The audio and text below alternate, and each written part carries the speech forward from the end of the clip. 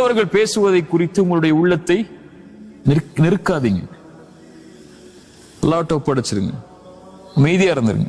அல்லாஹ் உங்களை பாதுகாத்துக் கொண்டே இருப்பான் அவனிடத்தில் நீங்க போயிட்டீங்கன்னா. சரியா? இது மாதிரி காலம் உலகத்துல எல்லாருக்கும் வரும். அந்த இருள் வாழ்க்கையில் என்னைக்காவது ஒரு நாள் சூழும். இந்த உலகம் நமக்கு புரிய ஆரம்பிக்கும், மனிதர்கள் புரிய ஆரம்பிப்பாங்க, மனிதர்களுடைய நடவடிக்கைகள் புரிய ஆரம்பிக்கும், மனிதர்களுடைய உண்மை முகங்கள் புரிய ஆரம்பிக்கும். மனிதன் பின்னாடி எப்படி நடந்துப்பான், முன்னாடி எப்படி நடந்துப்பான், அவனுடைய வார்த்தைகள் எப்படி இருக்கும்.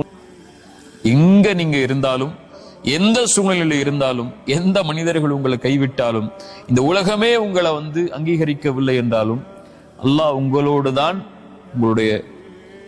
உங்களுடைய நிலைக்காகத்தான் அல்லாஹ் உங்களோட இருப்பான். எங்க இருந்தாலும், எந்த சூழ்நிலையில் இருந்தாலும் அல்லாஹ் வந்துரு யா அல்லான்னு கேட்டா போதும். யா அல்லாஹ் நான் இயலாதவன், என்னிடத்துல வந்துரு, உன்னிடத்துல வர ஆசைப்படுறேன் அப்படின்னு நீங்க சொல்லிட்டா போதும். என்னை தனிமையில் நினைவு கூர்ந்தால் அவர்களை நானும் தனிமையில் நினைவு கூறுகிறேன். அவ்வளவுதான். ரப்பே நான் உன்னை அழைக்கிற யா அல்லாஹ், உன்னிடத்துல வர்ற யா அல்லான்னு சொல்லிட்டா போதும். நீங்க சொல்ல வேணாம், மனசுல நினைச்சா போதும், அல்லாஹ் உங்களை நினைவு கூர்ந்து விடுவான். அவ்வளவுதான்.